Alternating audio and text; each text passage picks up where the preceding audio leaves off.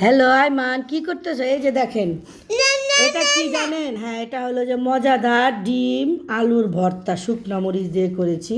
বিসমিল্লাহ, এখন খাবো আর বলবো যে কেমন হয়েছে। নেন নেন না, বিসমিল্লাহ। অনেক মজা। এই ভর্তাটা আমার খুবই পছন্দ, আমি মাঝে মাঝে করি। আর শুকনো মরিচ যেটা খুবই মজা। এই ভর্তাটা কিভাবে করেছি ফুল রেসিপিটা আপনাদের সাথে শেয়ার করতেছি। আসসালামু আলাইকুম, হ্যালো। ভাত খাবে তুমি ডাল আর আলুর ভর্তা দিয়ে, যে দেখাইতেছে। এই যে এখানে আলু আর ডিম সিদ্ধ করেছি একসাথে, আর যে শুকনা মরিচগুলা ভালো করে মিক্স করে নিতেছি। হ্যাঁ আম্মু, এই যে সরিষার তেল দিয়ে পেঁয়াজটা আর কি একটু ব্রেস্তা করে নিতেছি, এটা আমি ভর্তার মধ্যে দেবো। গরম তো, তাই যে একটু আস্তে ধীরে করতেছি। এই যে আলু আর এই যে ডিমের এইটা যে এত মজা, ঝাল ঝাল করে। হ্যাঁ, এই যে পেঁয়াজ ব্রেস্তা দিব, দাঁড়ান দেখাইতেছি।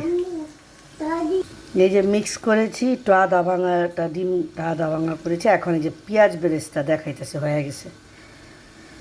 এই যে পেঁয়াজ ব্রেস্তা হয়ে গেছে, এখন দিয়ে দেবো। দেখো, আসো আরমান, বিসমিল্লাহ। এটা খুবই মজা হয়, কাঁচা পিস দিয়েও খাওয়া যায়, আমি আর কি এভাবে পছন্দ করি।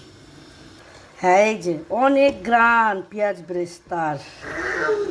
হ্যাঁ, গরম গরম ভাত আর আলুর ভর্তা। এই যে এই তো ভর্তা হয়ে গেছে। কে ভাত খাবে? ডিম আলুর ভর্তা।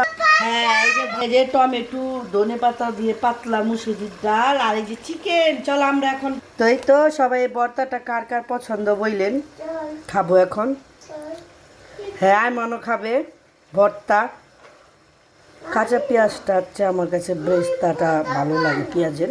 সবাই ভালো থাকেন, ওকে, বাই বাই।